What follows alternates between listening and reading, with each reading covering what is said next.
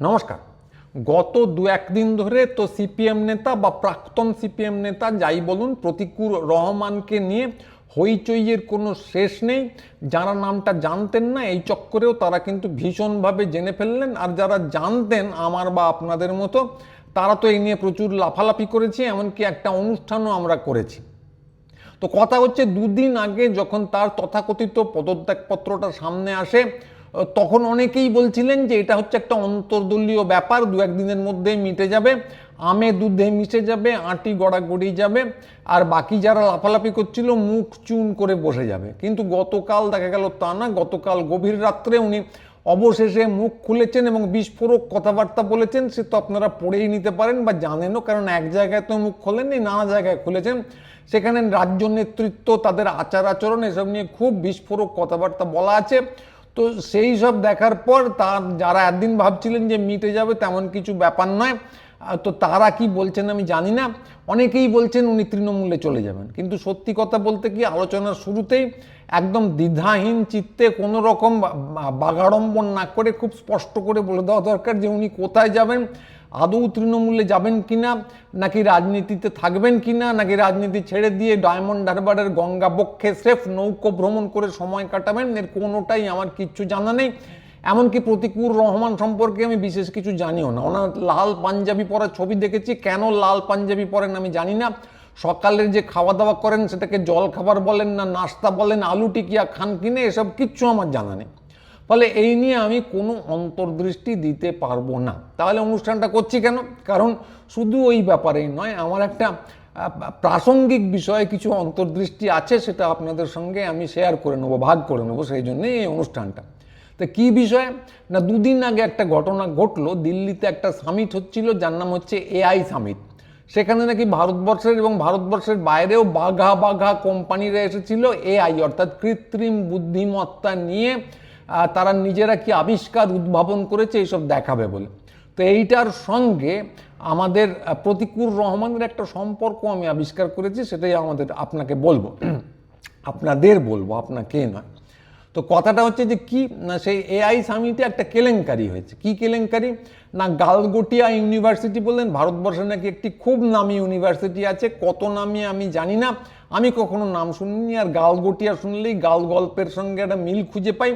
তো যাই হোক, আমি মুখ্য সূক্ষ্ম মানুষ, নাম শুনিনি, এই প্রথম শুনলাম। যদিও তারপর নেটে অনেকেই আলোচনা করছেন দেখলাম যে এই ইউনিভার্সিটিটি নানা রকম যুগান্তকারী আবিষ্কার করেছে। যেমন করোনার সময় করোনা ভাইরাসের উপর থালাবাটি বাজানোর কি প্রভাব, এ নিয়ে এদের গুরুত্বপূর্ণ আবিষ্কার ছিল।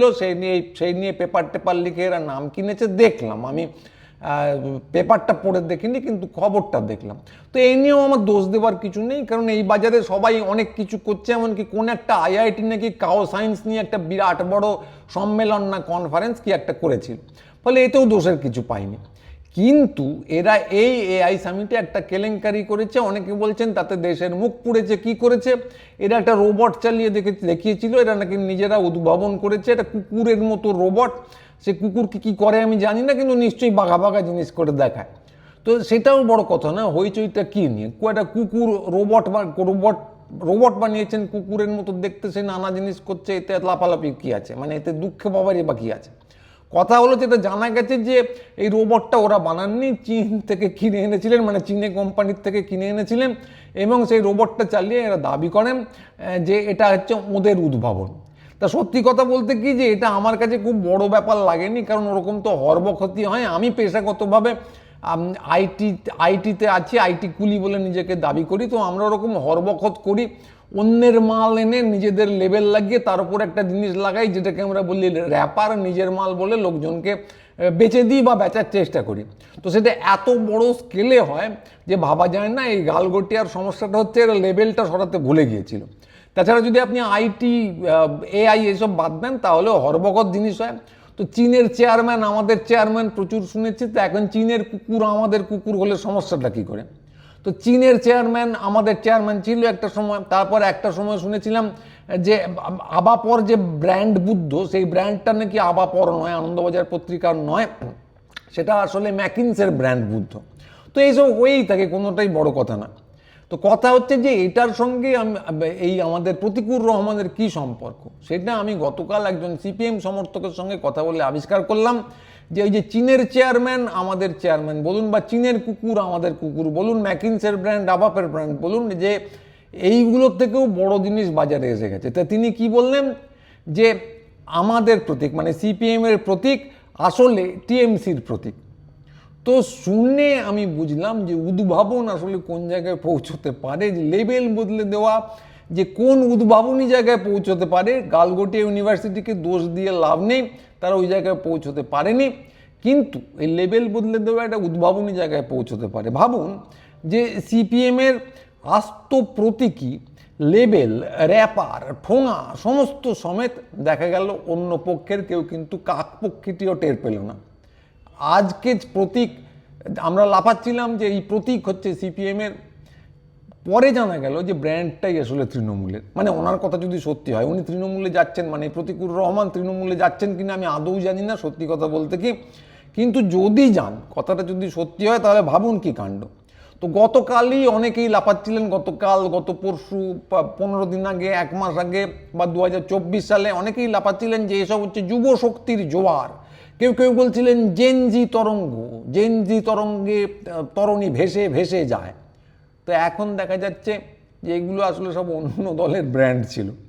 তো টিভিতে হু হু বাইট চলছিল, ড্রোনে চলছিল বিপ্লব অবশ্য প্রতিকূল। টিভিতে যারা বাইট দেন তাদেরকে নিয়ে প্রচুর কটাক্ষ করেছেন দেখলাম, কি বলেছেন যে বড় গাড়ি চলে গায়ে সেন্ট লাগিয়ে যারা বাইট দিতে আসেন, সেইটা নিয়ে একটা সেলিব্রিটি কালচার চালু হয়েছে। কিন্তু এটা নিয়ে কথা বলছি না, কথা হচ্ছে ব্র্যান্ডটা নিয়ে। ব্র্যান্ডটা কি না, টিভিতে বাইট চলছিল, ড্রোনে চলছিল বিপ্লব, তো দেখা গেল যে না, এগুলো কোনোটাই কিন্তু সিপিএমের বিপ্লব নয়, সবই আসলে তৃণমূলের রোবট। তো স্লোগান থেকে শুরু করে মিছিল থেকে শুরু করে নেতা পুরোটাই আসলে অন্য পক্ষের। তো কোনো হইচই নেই। সাধারণভাবে দলবদল যেটা হয় সারা ভারতবর্ষে, এটা হইচই হয়, হোটেলে আটকে রাখা হয়। এই কদিন আগে মহারাষ্ট্রে হলো, আপনারা জানেন, সেই নিয়ে চেঁচামেচি গোলযোগ হইচই, কিন্তু এখানে কিচ্ছু নেই, কোনো হইচই নেই, হোটেল বুক করে আটকা রাখা নেই, চুপচাপ প্রতীক বদলে গেল মধ্যরাত্রে। তো ভাবতেই কিন্তু গায়ে রোমাঞ্চ হয়। মানে মুখ পোড়ার দিক থেকে ভাববেন না, কারণ যে সমস্ত ফেসবুক প্রগতিশীলরা লাফালাফি করছিলেন তাদের মুখ অনেকবার পুড়েছে আগে, এবং পোড়া মুখ নতুন করে পোড়ার কিছু নেই বলে নিয়ে চিন্তা করবেন না। খালি ব্যাপারটা ভেবে দেখুন যে কী পরিমাণে এই উদ্ভাবন, যেটা গালগটিয়া ইউনিভার্সিটির মাথাতেও আসেন, তারা লেবেল বদলাতে ভুলে গেছে, এবং তারা সর্বসমক্ষে ধরা পড়ে গেছে যে তারা চীনের রোবটকে নিজেরা এনে দেখাচ্ছিল। কিন্তু এইখানে দেখুন, যদি সত্যিই অভিযোগটা সত্যি হয়, তাহলে দীর্ঘদিন ধরে সিপিএমের মধ্যে ঢুকেছিলেন এক ভদ্রলোক, যিনি আসলে সিপিএমের প্রতীক হিসেবে চিহ্নিত হচ্ছিলেন, কেটে খাওয়া মানুষের মুখ। কিন্তু এই মুখকে আসলে সিপিএমের মধ্যে দিয়ে তুলে আনা হচ্ছিল, এবং তারপর যখন ফুলটি প্রস্ফুটিত হলো, তিনি তৃণমূলে যোগদান করলেন। তো লেবেল বদলানোর মধ্যে যে ক্রিয়েটিভিটি, লেবেল বদলানোর মধ্যে যে উদ্ভাবনী শক্তি থাকতে পারে, সেটা এর আগে আমরা ভাবতে পারিনি, গালগটিয়া ইউনিভার্সিটিও ভাবতে পারেনি, পৃথিবীর কেউ ভাবতে পারেনি। যেমন এমনকি ধরুন যে যখন স্পাইদের স্বর্গরাজ্য ছিল, কিম ফিলবি ছিলেন। তো কিম ফিলবি দীর্ঘদিন ব্রিটিশ ইন্টেলিজেন্সে কাজ করেছেন রাশিয়ার হয়ে, কিন্তু কিম ফিলবিকে দল বদল করিয়ে নিজের মুখ হিসেবে তুলে ধরার কোনো উদ্দেশ্য, কোনো বিধেয় এসব রাশিয়ার ছিল বলে কেউ জানে না। ফলে এটা পৃথিবীতে নতুন, এবং এইভাবে অন্য দলে একটা মুখকে বড় করে, একটা ব্র্যান্ডকে বড় করে, তারপর সেই ব্র্যান্ডকে নিজের দিকে টেনে আনা, এর মধ্যে যে একটা উদ্ভাবনী শক্তি থাকতে পারে, এবং তার আকার এত বড় হতে পারে, পৃথিবীর কেউ কখনো ভাবেনি, যেটা এই প্রতিকূলের মধ্যে দিয়ে আমরা দেখতে পেলাম। আমি জানি না প্রতিকূল তৃণমূলে যাবেন কিনা, যদি যান তাহলে সে এক ভয়ানক ব্যাপার উদ্ভাবনী শক্তির দিক থেকেও। তো সেক্ষেত্রে গোটা ভারত কিন্তু এবার একসাথে বলবে, what Bengal thinks today, Galgotia can not even dream about that tomorrow. মানে আজকে বাংলা যা ভাবছে, ওই গোখলে থেকে এক ধাপ এগিয়ে আজকে বাংলা যা ভাবছে, এমনকি গালগটিয়া বিশ্ববিদ্যালয়ের স্বপ্নের সীমারেখার মধ্যেও সেটা আসবে না। তো আমরা এর আগে নানা জিনিস শুনেছি। একটা জিনিস আমাদের ছোটোবেলায় চালু ছিল, বলা হতো তরমুজ। তো যারা তরমুজ, কারা না যারা কংগ্রেস করেন, অর্থাৎ কিনা বাইরেটা সবুজ কিন্তু ভিতরে এটা আসলে লাল। এরপর একটা শব্দ চালু হয়েছিল, বলা হতো খরমুজ। তো খরমুজ কি না, বাইরেটা সবুজ ভিতরেটা গেরুয়া। তো এরা কিন্তু পুরো ব্যাপারটাকে গোপনে রাখতেন। এরা তরমুজ হন বা খরমুজ হন, এদের এদের এটা খুব নিন্দনীয় চরিত্র ছিলেন, কিন্তু এরা নিজেরা কি করছেন এই ব্যাপারটাকে গোপনে রাখতেন। একটা সময় তরমুজ কাটার পর প্রকাশিত হতো যে ভিতরটা আসলে লাল, কিন্তু না কাটলে রাজনীতিকদের তো কেউ কেটে দেখে না, জানার কোনো উপায় ছিল না। এখন ওই কিম ফিলবি বলুন, তরমুজই বলুন, এই যুগ আর নেই। নতুন যুগের উদ্ভাবনী ব্যাপারটা কি, এটাকে আমরা বলতে পারি মোহনবাগান। একদিকে সবুজ একদিকে লাল, কখন কি আপনি ধরতে পারবেন না। ব্র্যান্ডটা তৈরি হচ্ছে মোহনবাগান হিসেবে, কিন্তু সবুজ না লাল বোঝা খুব কঠিন। দেখুন, আমার রং চেনাকে নিয়ে কেউ গালাগাল দেবেন না, আমি জানি মোহনবাগান সবুজ মেরুন, কিন্তু এখন হিসেবের সুবিধার জন্য ওইটুকু অ্যাপ্রক্সিমেশন করে নেওয়া যায়। তো ফলে আমি এখন দাবি করছি এই অনুষ্ঠান থেকে যে নতুন একটা ব্র্যান্ড চালু করা হোক। 1 নম্বর, যার নাম দেওয়া হোক সবুজ মেরুন, অর্থাৎ কিনা তৃণমূলের ব্র্যান্ড তৈরি হচ্ছে সিপিএমের ভিতরে, তার নাম হচ্ছে, নতুন নাম হচ্ছে মোহনবাগান, তাকে নিয়ে সবাই মিলে জয়ধ্বনি দিচ্ছে, সে নায়ক হয়ে যাচ্ছে। কিন্তু আসলে লাল না আসলে সবুজ চেনার কোনো উপায় নেই, এবং কোনোটাই গোপন নয়, কিন্তু সবই সামনে। ব্র্যান্ড তৈরি হচ্ছে এক জায়গায়, ব্যবহার হচ্ছে আরেক জায়গায়, এবং উদ্ভাবনী শক্তি প্রকৌশল এত সুন্দর যে কখন এক জায়গা থেকে আরেক জায়গায় নৌকো বদল হয়ে গেল আপনি জানতেও পারবেন না। তো এই উদ্ভাবনী শক্তিকে সম্মান না করে কোনো উপায় নেই। তো বাম দলের কথা যদি বলি, বাম দলের মধ্যে দুটো জিনিস আমরা দেখতে পাচ্ছি এখন, যদি উনি তৃণমূলে যান। তো একটা গোষ্ঠীকে আমরা এইভাবে মোহনবাগান বলতে পারি, আর দ্বিতীয় গোষ্ঠীটাকে আমরা নাম দিতে পারি লাল কমল। তো লাল কমলের আগে নীল কমল জাগে, এই সমস্ত আপনারা তো শুনেইছেন এর আগে। তো লাল কমল কারা? যারা আবার ওই প্রকাশ্যে, যারা প্রচণ্ড লাল কিন্তু আসলে কমল। তো এই দুটো ভাগে আমার মনে হচ্ছে বামপন্থী দলগুলো এই মুহূর্তে ভাগাভাগি হয়ে যাবে। সমর্থকদেরও একটা বড় অংশ লাল কমল, উল্টো দিকে একদল আছেন সবুজ মেরুন। তো ঠাট্টাই আর কি থাক, যে কথাটা বলছি যে এই প্রবণতাটা কিন্তু প্রতিকূল তৃণমূলে যান বা না যান খুব স্পষ্ট হয়ে যাচ্ছে। বাম নেতারা অনেক দিন আগে থেকে বলতেন বাইনারির কথা, একটা বাইনারি তৈরি হচ্ছে তৃণমূল আর বিজেপির মধ্যে, এবং এই বাইনারিটা ভাঙার জন্য তারা একটা অদ্ভুত কৌশল নিয়েছিলেন, যাকে বলতেন দুটো দল আসলে এক, বিজেমূল। এই অদ্ভুত থিওরিটিক্যাল পজিশন, তাত্ত্বিক অবস্থানের কি মানে আমি জানি না, কিন্তু নিয়েছিলেন, যার ফলে ওরা নানা কারণে ধুয়ে মুছে সাফ হয়ে যাচ্ছে। তো সেটা আজকের বিষয় না, অন্যদিন কথা বলা হবে সেটা নিয়ে। কিন্তু এই যে অদ্ভুত তত্ত্বায়নটা, এর ফলে দেখা যাচ্ছে এই বাইনারিটা আসলে নিজের দলের মধ্যে তৈরি হচ্ছে। বাইনারিটা কোথায় তৈরি হচ্ছে? মোহনবাগান এবং লাল কমলদের মধ্যে। তো একদল বিজেপি হয়ে যাচ্ছেন, একদল তৃণমূল হয়ে যাচ্ছেন, এই বাইনারিটা নিজের দলের মধ্যেই প্রকট হয়ে যাচ্ছে। তো এর জন্য কাকে দোষ দেবো জানি না, দোষ দিয়ে লাভও নেই। মোহাম্মদ সেলিম কতটা দায়ী জানি না, খুব গালাগাল খাচ্ছেন চারদিকে, কেউ আবার প্রশংসাও করছেন। কিন্তু সিপিএম যেভাবে চললো ওই 2006 সাল থেকে এখন পর্যন্ত 2026 পর্যন্ত, এই 20 বছর, তাতে একটা জিনিস খুব স্পষ্ট করে দেখা যাচ্ছে যে তারা কিন্তু নিজের দলটাকে তুলে দিতে মোটামুটিভাবে বদ্ধপরিকর ছিলেন।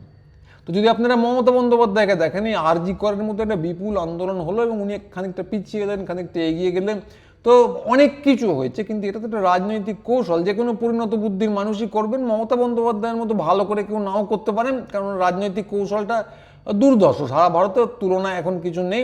আপনারা তার পক্ষে থাকতে পারেন, বিরুদ্ধে থাকতে পারেন, ওনার অনেক কিছু সমালোচনার যোগ্য হতে পারে, কিন্তু কৌশলগত দিক থেকে এটা যে দুর্ধর্ষ, এ নিয়ে কোনো সন্দেহ নেই।